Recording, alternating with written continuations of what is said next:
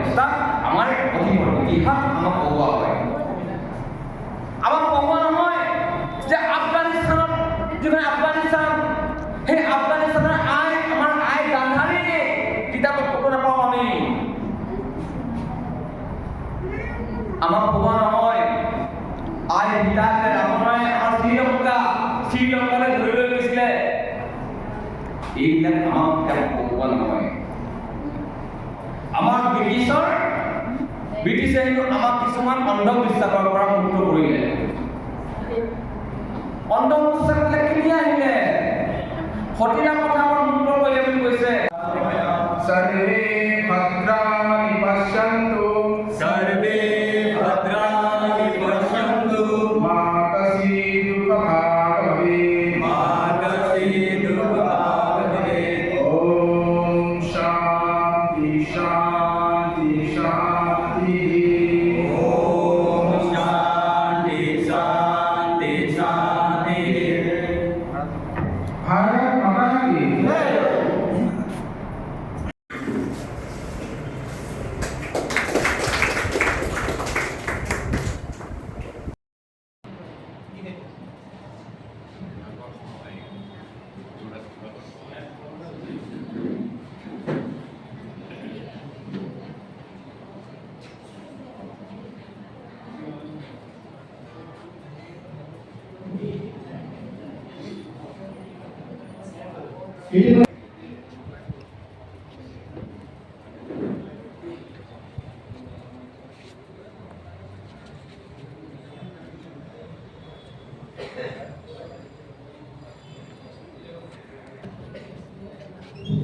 ইয়াৰ মাজতে আমাৰ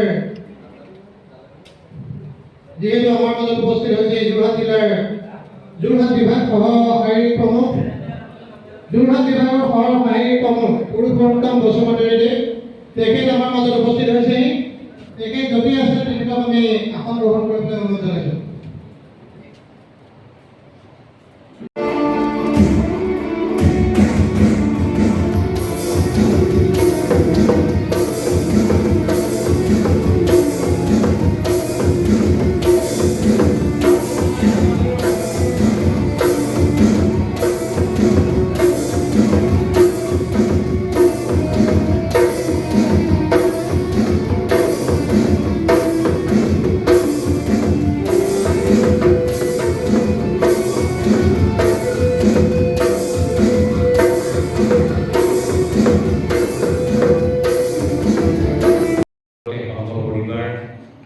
ভাৰতীয় জনতা পাৰ্টি সকলোৱে এই লক্ষ্যত উপনীত হ'বৰ কাৰণে পৰামৰ্শ ৰাখিছে।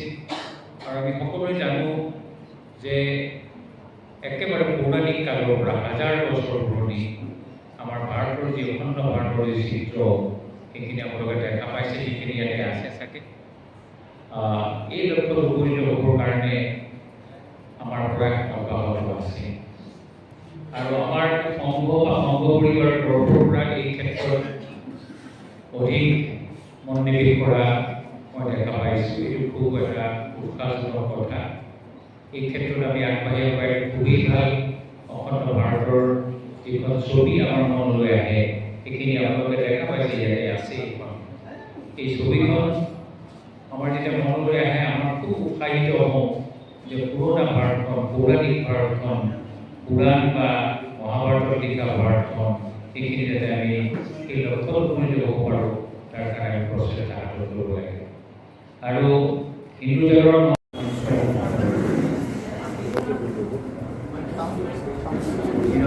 অখণ্ড ভাৰত সংকল্প দিৱসৰ উদযাপন সভাত উপস্থিত আমাৰ যোৰহাট জিলাৰ অংগ প্ৰচাৰক শংকৰ গগৈ, আমাৰ সকলোৰে পৰিচিত আদৰৰ আমাৰ বিভাগ প্ৰচাৰক সুচিন্তা, আমাৰ হৰমোহন মন্দিৰ আশ্ৰমৰ আমাৰ প্ৰভু সত্যজিৎ গগৈ ডাঙৰীয়া আৰু আমাৰ সকলোৰে আমাৰ দেশৰ পৰিচিত শাৰীৰিক প্ৰমুখ নেকি শাৰীৰিক প্ৰমুখ ডাঙৰীয়া আৰু মঞ্চ অঞ্চল বহিষ্ঠ বিশিষ্ট অন্যান্য ব্যক্তিসকল উপস্থিত ৰাইজ আচলতে চৰকাৰী এটা অনুষ্ঠান আছে বানপানীত পৰি মৃত্যুবৰণ কৰা ব্যক্তিসকলৰ দ্বিতীয়টো কিস্তি ইতিমধ্যে আহিছে প্ৰথমটো কিস্তি আমি 4 লাখ টকা ইতিমধ্যে পৰিশোধ কৰিছোঁ আৰু এই গোলাঘাট জিলাৰ 4জন ব্যক্তি মৃত্যু হৈছে তাৰ দ্বিতীয়টো কিস্তি 5 লাখ টকা আহি পৰিছে চৰকাৰী অনুষ্ঠান আমাৰ এই পাৰ্টটো নৰ্থ ব্লকৰ পাৰ্টটো 3জন ব্যক্তিক আজি চেৰিমনিৰ এই 5 লাখ টকাটো দিব লাগে তাৰ কাৰণে মই আমাৰ চাৰ্কুল অফিচাৰ কিন্তু যাব এক মিনিট নাগৰিক আছোৱাই এই নাগৰিকসকলে কৰি আছে ক্ষমতাৰ যি লোভ বুলি কৈছো মই যি লালসা ক্ষমতাৰ লালসা দেশৰ জনসাধাৰণক মৃত্যুৰ মুখলৈ থাকে এখন কিতাপ আছে কিতাপখনৰ নাম হৈছে বিভাজনৰ কৰুণ ইতিহাস সেই বিভাজনৰ কৰুণ ইতিহাসত বি.এছ. শেখাৰীয়ে লিখা কিতাপ হৈছে সেই কিতাপখন প্ৰতিজন সনাতন সংস্কৃতি প্ৰতিজন হিন্দুৰ লোকে পঢ়িব লাগে বিভাজনৰ সময়ত কিমান হাজাৰ হাজাৰ আমাৰ হিন্দু ব্যক্তি পাকিস্তানৰ পৰা কাটি কাটি ট্ৰেইনত ভাৰতলৈ পঠাই দিছিলে সনাতনীসকলৰ তেজত তেওঁলোকে স্বাধীনতা লৈছিলে স্বাধীনতাৰে শাসন হোৱাৰ তেজত পঢ়ি শাসন হোৱাৰ তেওঁলোকে লৈছিলে পণ্ডিত জৱাহৰলাল নেহৰুৱে এই ওম শান্তি শান্তি শান্তি সকলোকে মোৰ সেৱা কৰা অন্তৰ নিবিত মনৰ পৰা সেৱা শ্ৰদ্ধা দিছোঁ আপোনালোকৰ শ্ৰীচৰণত আজি দিনবিলাকৰ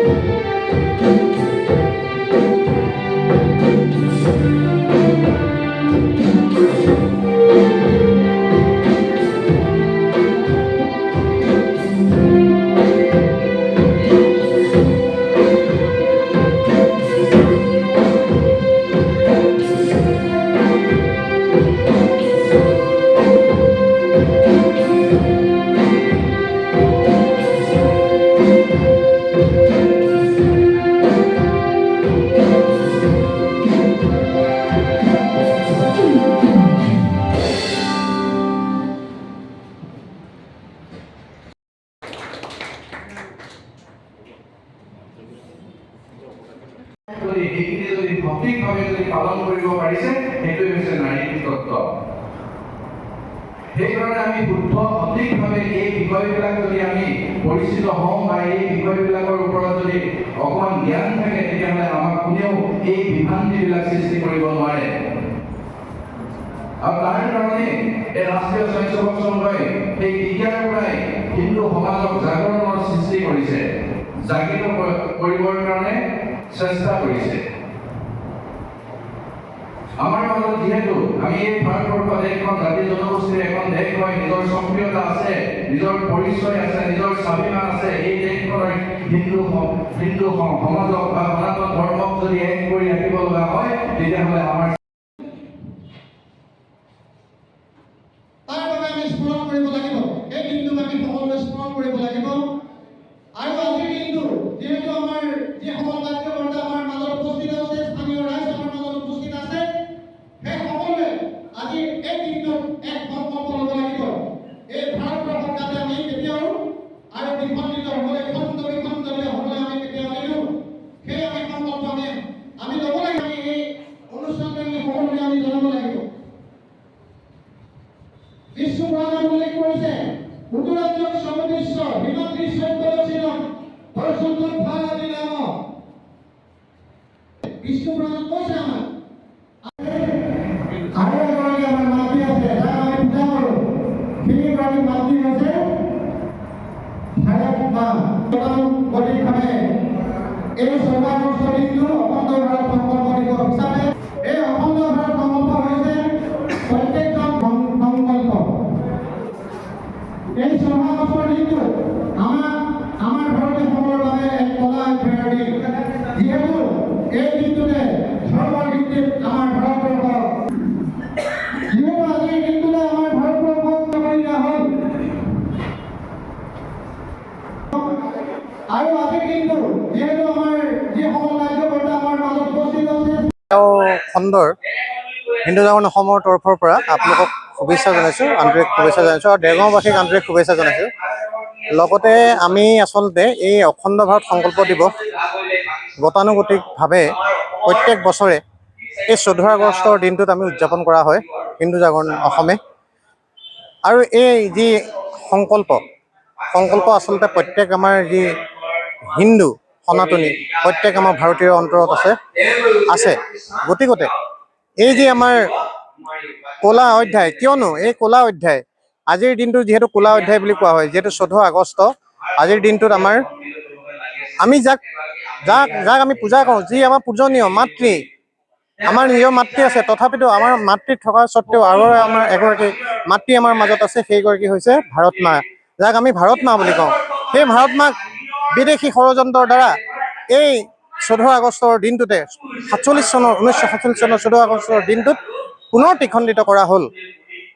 সেই দিনটোকে সুঁৱৰি আজি আচলতে আমি অখণ্ড ভাৰত সংকল্প দিৱস আমি আজি দিনটোত উদযাপন কৰা হয়, অখণ্ড ভাৰত সংকল্প দিৱস।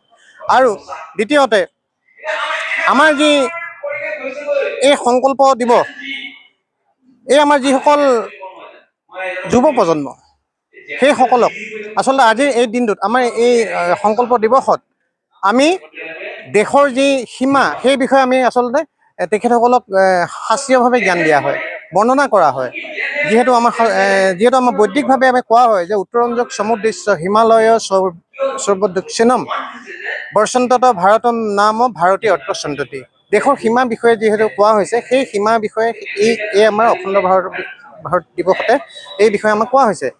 আৰু তৃতীয়তে যি আমাৰ স্বাভিমান, সেই বিষয়ে আমাৰ এই ইয়াত জাগ্ৰত কৰা হয়। আমাৰ যি সাংস্কৃতিক জাগৰণ, এনেকুৱা ধৰণৰ কিছুমান জাগৰণ, স্বদেশ প্ৰেম, সেইবোৰ আমাৰ জাগৃত কৰা হয়। আৰু বিশেষভাৱে আজি আমি দেৰগাঁও খণ্ডৰ সমূহ বিষয়ববীয়া তথা যিসকলে এই অনুষ্ঠানভাগ অনুষ্ঠিত অকণো খুন নথকা, অকণো আচলতে একো নথকাকৈ যি অনুষ্ঠিত কৰিলে, তাৰ বাবে মই তেখেতসকলক আচলতে ধন্যবাদ জনাব লাগিব। ইয়াৰ পৰা আচলতে প্ৰতিফলিত হয় দেৰগাঁওবাসী ৰাইজ, দেৰগাঁও খণ্ডৰ কাৰ্যকৰ্তা সকলো আচলতে এই দিশত সমাজ সচেতন। ইয়াকে কৈ মই সামৰণি মাৰিছোঁ। বন্দে মাতৰম, ভাৰত মাতা কি জয়। আজি আমাৰ হিন্দু জাগৰণ অসম গোলাঘাট জিলা আৰু দেৰগাঁও খণ্ডৰ উদ্যোগত আজি দেৰগাঁও পঞ্চায়ত মাৰৈ ধৰ্মশালাত আজি অখণ্ড সংকল্প ভাৰত দিৱস আয়োজন কৰা হৈছে।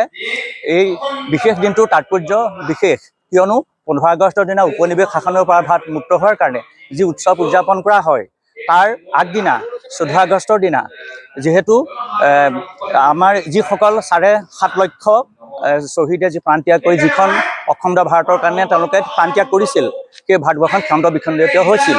গতিকে সেই অখণ্ড ভাৰতখন খণ্ড বিখণ্ডিত হোৱাটো এটা অতি কৰুণ ইতিহাস। গতিকে সেই ইতিহাস সুঁৱৰি আজি হিন্দু জাগৰণে গোলাঘাট জিলা সমিতি আৰু দেৰগাঁও খণ্ডই আজি এই অখণ্ড ভাৰত সংকল্প আয়োজন কৰিছে। আৰু লগতে কথা হৈছে যে যাতে যিখিনি এই কাৰণে আয়োজন কৰা হৈছে, ইয়াৰ উদ্দেশ্য হ'ল এইটোৱেই যে ভাৰতবৰ্ষখন যিখন অখণ্ড ভাৰত আমাৰ আছিলে, সেই ভাৰতবৰ্ষখন আমি সোঁৱৰি পেলাই পুনৰ যিখিনি অৱশিষ্ট ভাৰত ভূমিখণ্ড আছে, সেই ভূমিখণ্ড যাতে পুনৰ খণ্ড বিখণ্ড নহয়, তাৰ কাৰণে আজি আমি সংকল্পবদ্ধ হৈছোঁ। আমি সকলো জাতি জনগোষ্ঠীৰ, বিভিন্ন জনগোষ্ঠী ভাৰতবৰ্ষত আছে, বিভিন্ন ধৰ্ম আছে বা আমাৰ হিন্দু ধৰ্মৰ বহুত শাখা উপশাখা আছে। গতিকে সেই বিভাজন আমি পাহৰি সকলো এক হৈ ঐক্যৰ মাজত যেনেকৈ অনৈক্যৰ মাজত যেনেকৈ ঐক্য বুলি কোৱা হয় ভাৰতবৰ্ষত, সেই একতা বজাই ৰাখি যাতে আমি ভাৰতবৰ্ষখন পুনৰ যিখিনি অৱশিষ্ট ভূমিখণ্ড আছে বা ৰাজনৈতিক আমাৰ যিটো এৰিয়া আছে, যাতে সকলো আগৰ দৰেই থাকে, সেইটোকে আমি আজি সংকল্পবদ্ধ হৈছোঁ। আৰু সেই বাৰ্তা আমি সকলো ভাৰতীয়লৈ সকলো হিন্দুসকলে প্ৰেৰণ কৰিছোঁ। তেওঁলোকে খণ্ড বিখণ্ড কৰিছিল। তেওঁলোকে হিন্দু ৰাজ্যবিলাক চব দখল কৰিছিল। দখল কৰি পেলাই তেওঁলোকে বিভিন্ন ৰাজ্য স্থাপন কৰি যিটো ভাৰতৰ আমাৰ একতা আছিল আগতে, যদিও বেলেগ বেলেগ ৰাজ্য আছিল কিন্তু আমি এক ভাৰতীয় হৈ আছিলোঁ। আমাৰ সীমা আফগানিস্তানৰ পৰা থাইলেণ্ড দুখিত হেৰিয়ালৈকে আছিলে, ম্যানমাৰলৈকে আছিলে, আৰু এইফালে তিব্বতৰ পৰা আমাৰ শ্ৰীলংকালৈকে আছিলে। কিন্তু তেওঁলোকৰ শাসনৰ পিছত বা ভাৰতখন খণ্ড বিখণ্ড হ'ল ব্ৰিটিছৰ দিনত, আৰু তেনেকৈ খণ্ড বিখণ্ড হৈ আজিৰ অৱস্থা হ'ল। কিন্তু আমি হিন্দু জাগৰণে সেইখিনি পুনৰ সেই স্মৃতি সোঁৱৰি পেলাই থকা ভূমিখণ্ডক আমি তেনেকৈ একতাৰে বান্ধি ৰাখিবলৈ আমি সংকল্পবদ্ধ হৈছোঁ। হয়, আমাৰ গোলাঘাট জিলাৰ হিন্দু জাগৰণ অসম গোলাঘাট জিলাৰ আৰু দেৰগাঁও খণ্ড উদ্যোগত আজি মাৰোৱাৰী ধামচলাত হিন্দু জাগৰণ অসম যি সংকল্প দিৱস 14 আগষ্টৰ দিনাখন আমাৰ সংকল্প দিৱস উদযাপন কৰা হয়। এই উদযাপনত সংগতি ৰাখি আমাৰ বিভিন্ন কাৰ্যসূচী ৰখা হৈছিলে। এই কাৰ্যসূচীৰ মাজত আমাৰ মাজত আজি আহি উপস্থিত হৈছিলে সেই ৰাষ্ট্ৰীয় স্বয়ংসেৱক শ্ৰীযুত দীপাংকৰ গগৈ ডাঙৰীয়া, আমাৰ মাজত উপস্থিত হৈছে সি শচীন মেচ ডাঙৰীয়া, আৰু আমাৰ মাজত উপস্থিত হৈছে সি দেৰগাঁও সন্মানীয় বিধায়ক শ্ৰীযুত মৃদুল কুমাৰ দত্ত ডাঙৰীয়া দেৱেও বিভিন্ন হিন্দুত্ববাদৰ লগত সংগতি ৰাখি বিভিন্ন ধৰণৰ মতামত ৰাখিছে। আৰু আজি হিন্দু জাতিটো যেতিয়া আগবাঢ়ি যাব লাগিব, কৰ্ম সংস্থাপন কৰ্ম কৰিব লাগিব, কাম কৰিব লাগিব, নিজে বহি থাকিলে নহ'ব। যিকোনো কাম নিজৰ মতে সংস্থাপনৰ হেতুকে যদি কাম কৰি যায়, অনাগত দিনত হিন্দুত্ববাদী বা হিন্দু সমাজখন আগলৈ আগবাঢ়ি যাব বুলি মই আশা ৰাখিছোঁ।